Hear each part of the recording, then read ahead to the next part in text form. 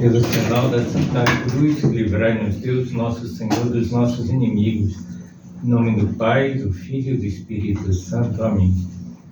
Meu Senhor e meu Deus, creio firmemente que estás aqui, que me vês, que me ouves. Adoro-te com profunda reverência. Peço-te perdão dos meus pecados e graça para fazer com fruto esse tempo de oração.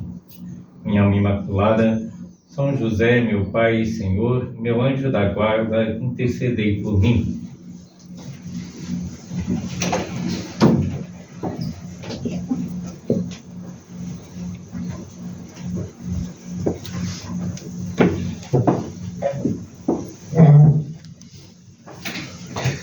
Antes do Natal, estávamos contando um longo conto de Natal, chamado Cantigas de Natal, sobre os 7 pecados capitais.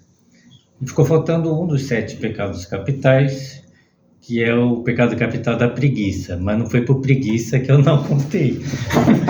Mas vamos contar hoje essa parte que ficou faltando, porque estamos ainda também no tempo de Natal.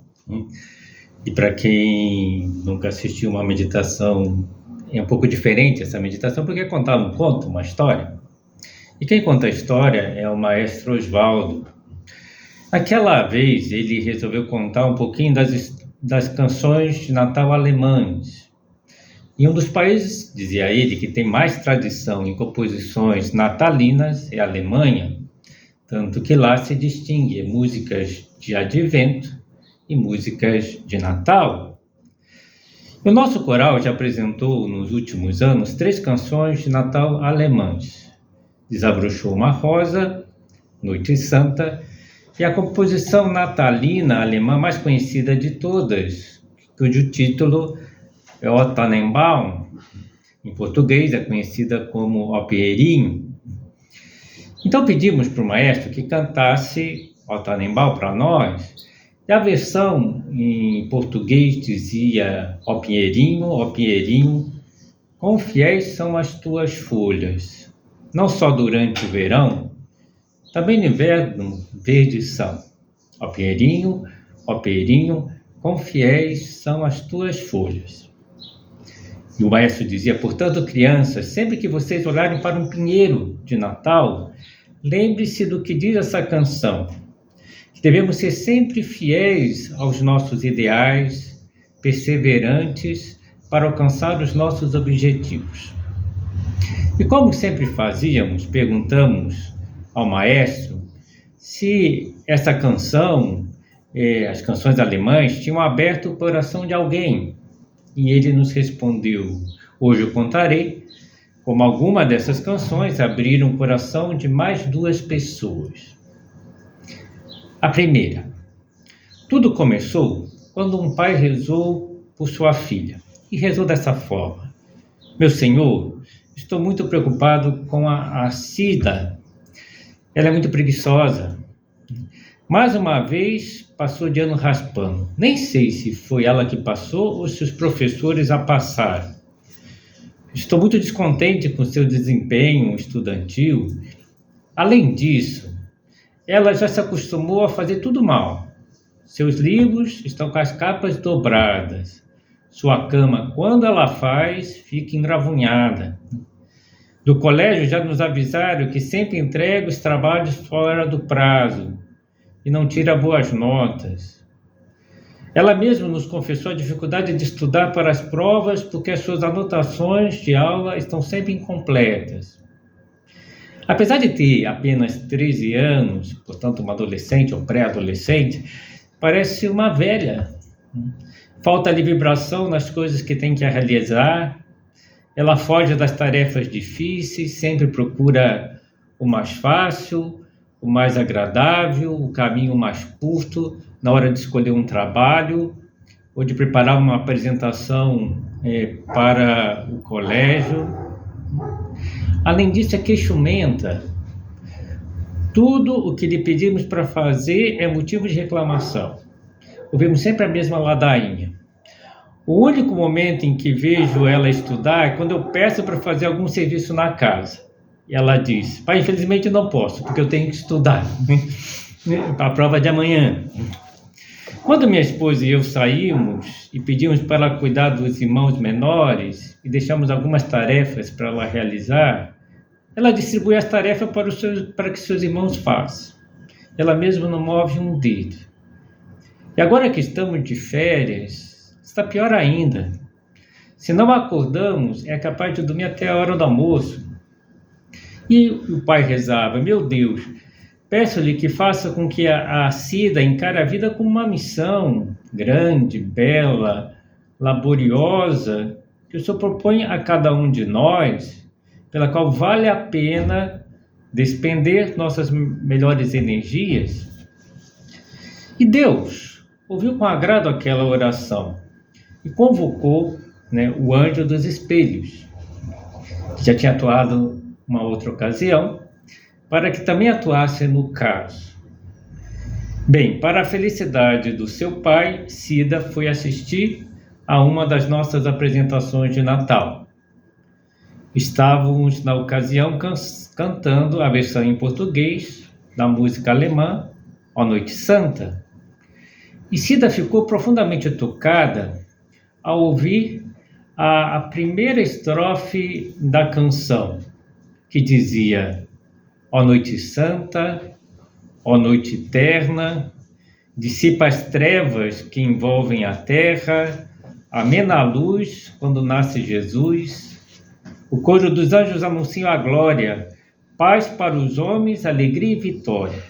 E continua a letra: vinde, ó cristãos, vinde todos bem depressa, vede os pastores como caminham com pressa, rápido, à cidade do rei Davi. O prometido repousa ali, Deus está ali. Eu ouvi essa canção, a Cida pensou: essa letra usa praticamente as mesmas palavras que eu sempre ouço do meu pai. Depressa, vamos, rápido. E nesse momento refletiu: é verdade, se Deus estava ali em Belém, os pastores tinham que ir rapidamente. Não podiam deixar passar essa oportunidade única na vida. E eles foram com prontidão, com pressa, adorar o menino Deus. E ali estava o mérito deles.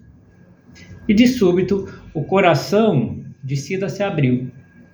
E o anjo dos espelhos, que já estava preparado para atuar, lançou uma certeira seta da diligência no seu coração. E depois do nosso espetáculo, Cida, que tinha a seta da diligência presa no seu coração, foi para casa e, antes de deitar-se, colocou-se diante do espelho do banheiro, olhando sua imagem refletida nele, e se perguntou: como serei eu no futuro? Embora ela se referisse mais à sua aparência física, o anjo dos espelhos aproveitou a deixa para atuar. E, usando já uma estratégia conhecida, fez com que aquele espelho lhe mostrasse o que aconteceria na sua vida no futuro, caso não resolvesse lutar contra a preguiça. E na superfície do espelho foram passando diante dos seus olhos diversas cenas da sua vida futura. Refletiam todas elas fracassos humanos ou profissionais que ela ia experimentar na vida. A reprovação no primeiro vestibular, a decisão de desistir do vestibular para medicina, pois sabia que precisaria estudar muito, às vezes até anos, para que fosse possível ter esperança de passar, de ser aprovada. Depois da mudança de curso, a aprovação numa faculdade particular e fraca, exigindo o sacrifício dos seus pais para que pudesse pagar as caríssimas mensalidades, o atraso na sua graduação, porque tinha repetido algumas disciplinas ao decorrer do curso, a dificuldade de ser admitida em alguma empresa pela sua dificuldade de expressão oral, já que nunca procurou melhorá-la e sempre se encostava nas apresentações do trabalho em grupo, nunca queria falar em público. A demissão no primeiro emprego, por apresentar um rendimento insatisfatório, o desemprego durante alguns meses, que forçaria ela depois trabalhar numa função inferior à sua formação, E um fracasso atrás do outro. O casamento fracassado por brigas constantes com o marido, em virtude do seu desleixo na limpeza, na ordem da casa, no cuidado com ele. Os filhos mal educados e grosseiros, por falta de empenho de formar os seus filhos. Cida ficou muito impressionada diante da coleção de fracassos na sua vida. Só que o anjo dos espelhos se apresentou para consolá-la e disse que era perfeitamente possível reverter aquela situação. E para demonstrá-lo, fez com que o espelho mostrasse uma outra história da sua vida, totalmente diferente. E Cida viu refletida no espelho a aprovação no primeiro vestibular prestado para a Universidade Federal, o que causava imensa alegria aos seus pais, a formatura em 6 anos na Faculdade de Medicina. Ela tinha sido escolhida para ler a mensagem dos alunos, pela facilidade em expor as suas ideias, a sua cultura, a aprovação no exame difícil para a residência em neurologia, o bom relacionamento no casamento, sendo elogiada pelo marido por conseguir conciliar a profissão de médica com o cuidado da casa e das crianças, o bom comportamento dos filhos, educados, bons alunos, boa gente. Cida questionou, mas isso é possível? Ou é uma brincadeira comigo? Ao que o anjo respondeu, esses são os 2 caminhos possíveis de serem trilhados na sua vida. O primeiro, da preguiça. O segundo, da diligência. O primeiro é fácil de percorrer, mas leva à mais profunda frustração, uma coleção de fracassos. O segundo é íngreme, porém conduz à realização mais plena. E Cida, diante desses 2 caminhos para a sua vida, escolheu enfrentar todo o custo necessário para seguir pelo segundo caminho. Passou a estudar todos os dias, quando voltaram às aulas, é claro, mantendo a matéria em dia, elaborou um horário para cumprir as suas obrigações, reservou nesse horário um tempo para a leitura, decidiu terminar bem as coisas, fazendo sempre com a máxima perfeição possível que ela pegava para fazer, estabeleceu um ritmo para fazer as coisas, prazos para concluir as suas tarefas, acabou com os adiamentos desnecessários, enfrentando logo o que era preciso, optou por organizar-se e ser exigente consigo mesma, e passou a trilhar o segundo caminho.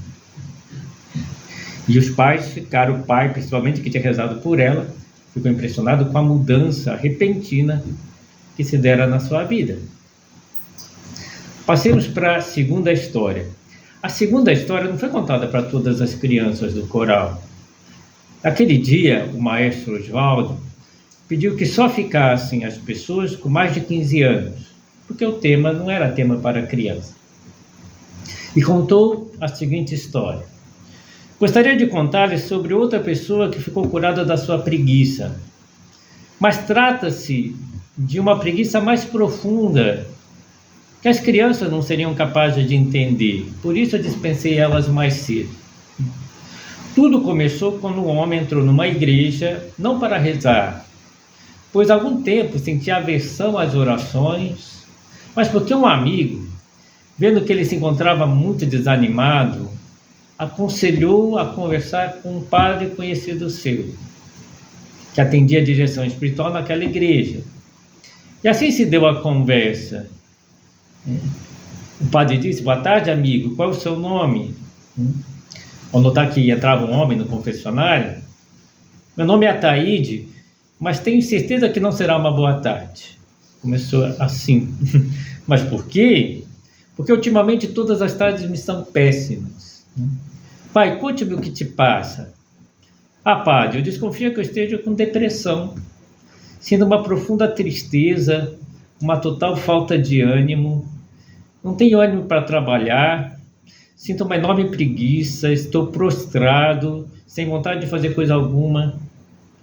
O padre prudentemente lhe perguntou, o senhor já foi ao médico?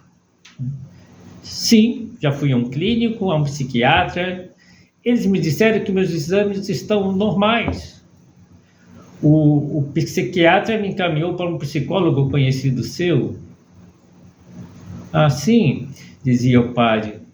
E você, tem rezado para Deus te ajudar a sair dessa situação? Ah, não consigo rezar. Experimento uma aridez terrível.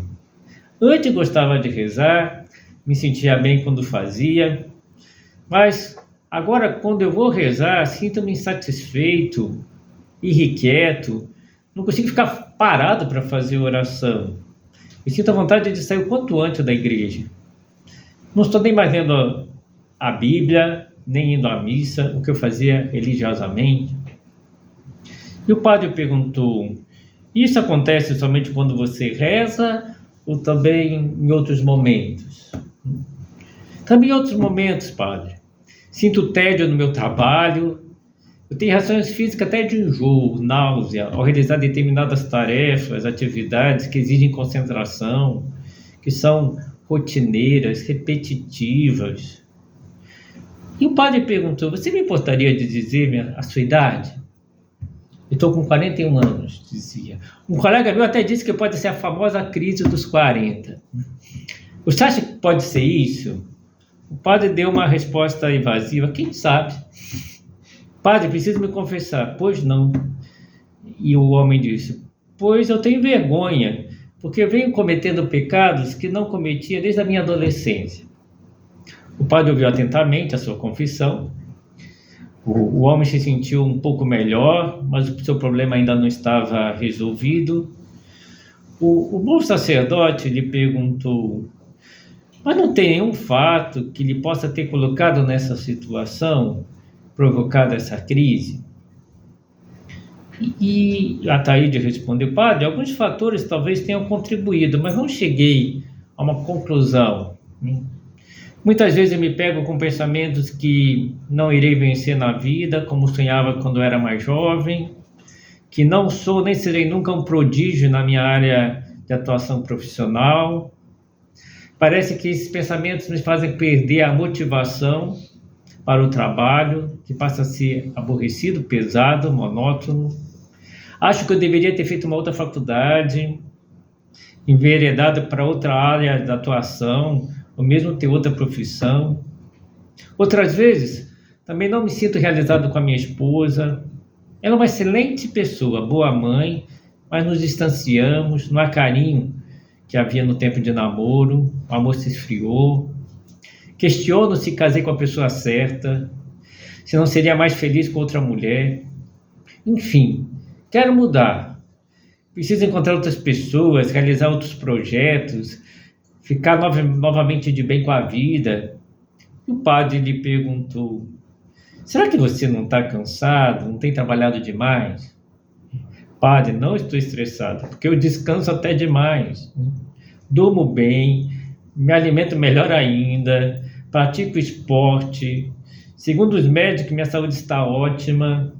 Além disso, tenho procurado ocupar meu tempo com coisas de que gosto, para ver se saio desse estado. Tenho feito mais viagens, programas divertidos, ido a shows, acessado jogos de computador. Assim me distraio, mas depois me sinto pior ainda. Noto que estou viciando nessas diversões. Tenho perdido muito tempo com a internet, com a televisão.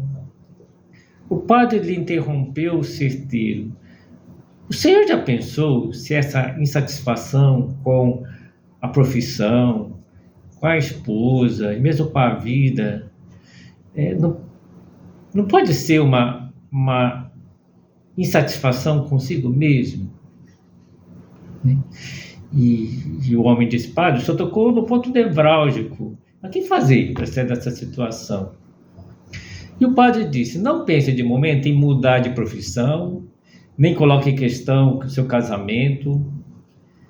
E o padre disse uma coisa que chamou a atenção: escolha ser feliz na sua situação, no seu trabalho, com a sua família, com aquilo que você é.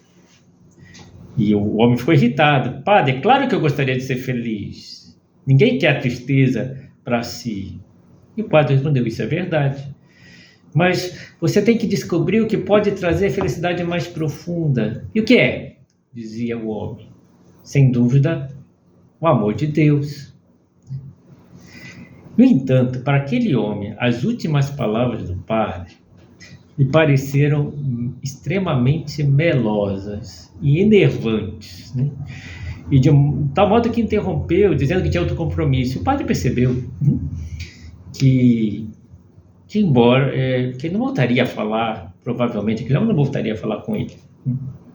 O padre, com a sua experiência,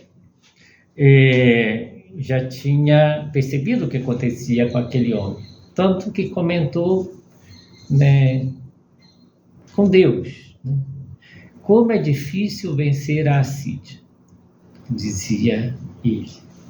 Teria que rezar muito por esse pobre homem. E o padre começou a rezar por aquele homem.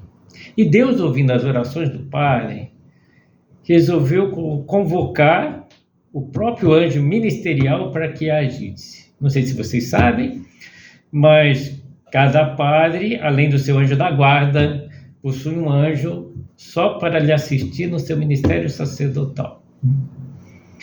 E Deus indicou ao anjo: antes de atuar, lembre do que eu falei sobre a preguiça espiritual, sobre a assídia na aula magistral no início dos tempos.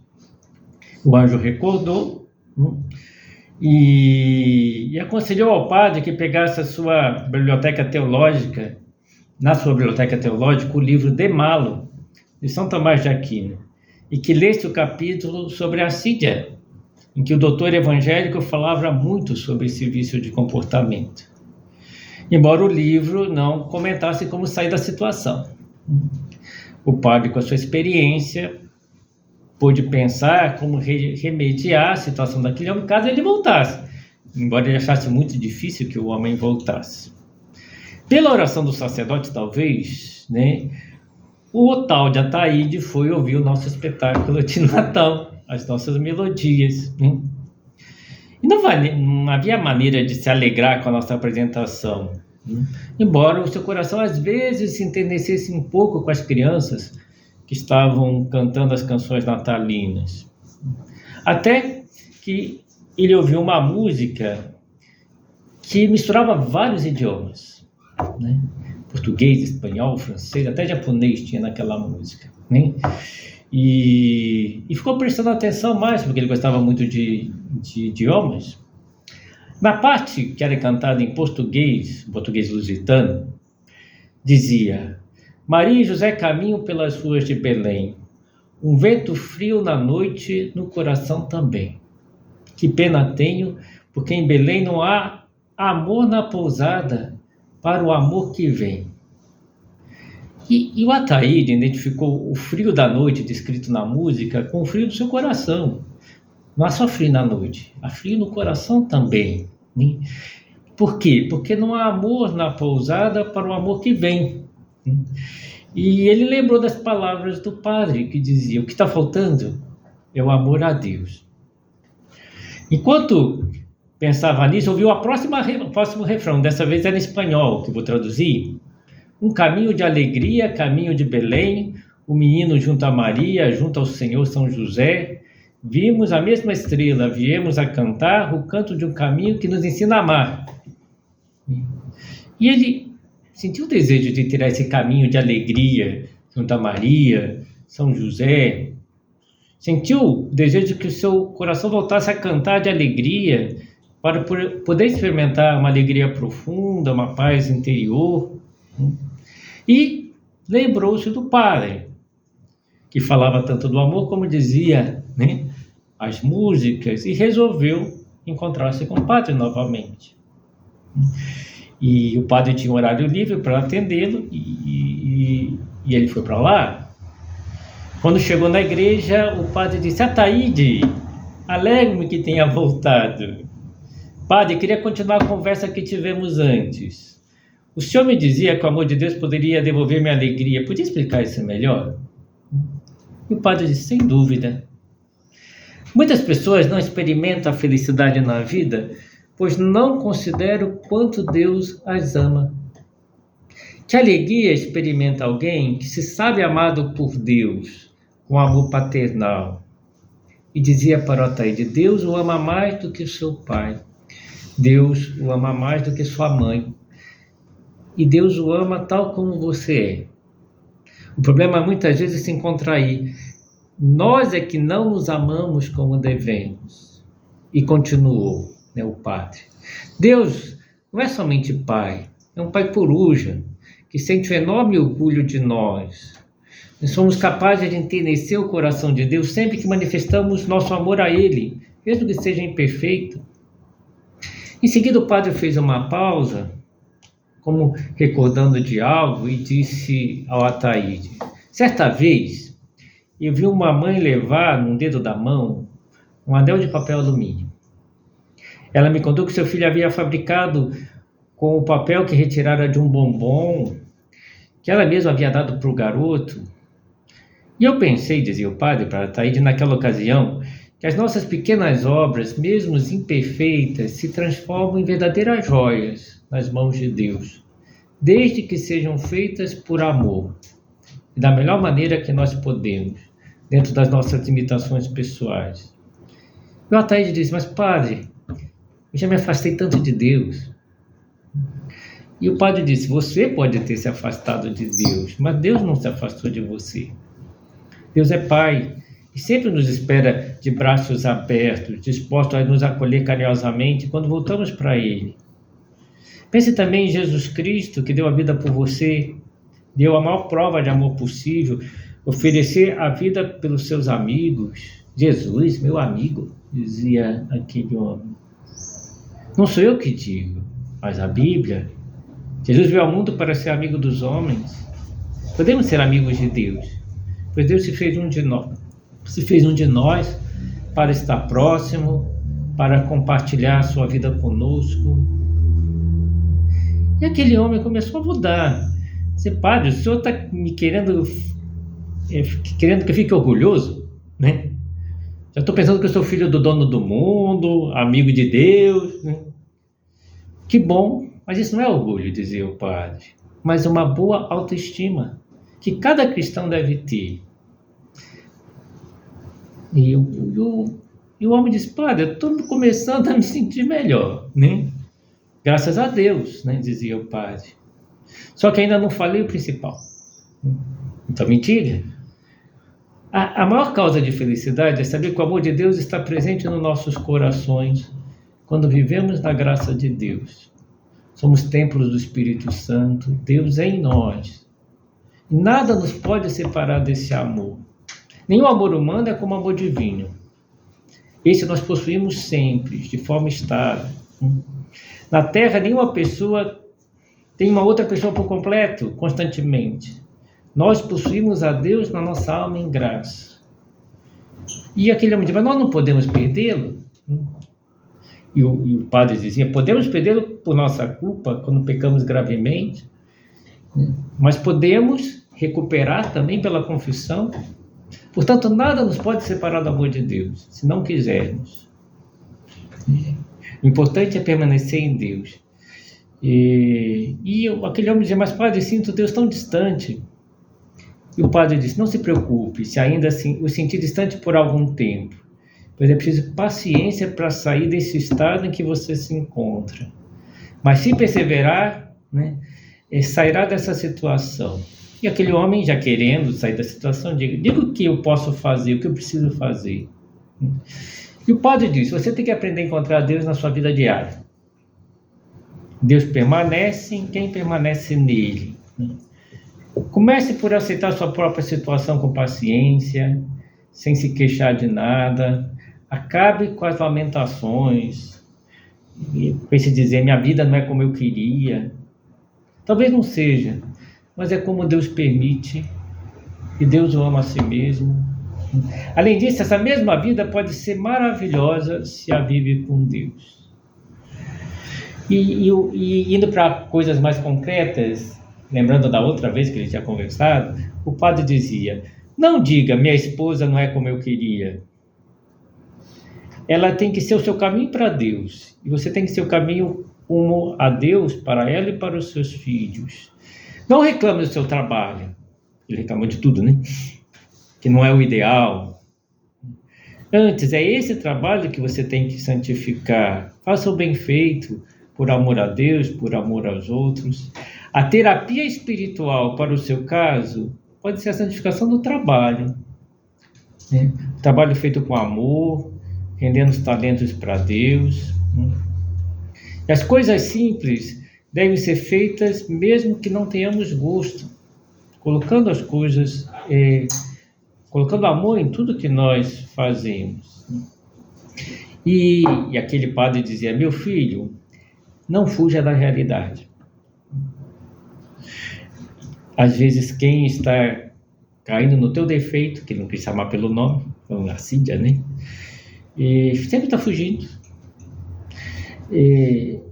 com excesso de atividades, mas não fazendo o que deve fazer, a busca desenfreada por aquilo que dá prazer, a busca exclusiva dos seus gostos.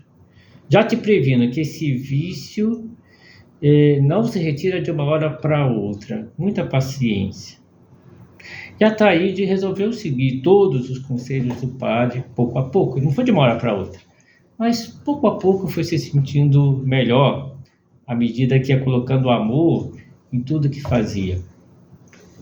E a Taíde, graças a Deus, né, ao seguir tudo que o padre lhe sugeriu, voltou à normalidade depois de um tempo.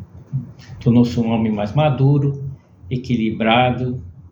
E no Natal do ano seguinte só, pôde cantar com muita força uma canção de Natal para todos, porque mostrava o que passava no seu coração, né? Alegria, alegria e prazer. Nessa noite nasce o menino no portal do Belém, né? Seu coração já tinha aberto para Deus, para o amor de Deus, e tinha se recuperado da assídia.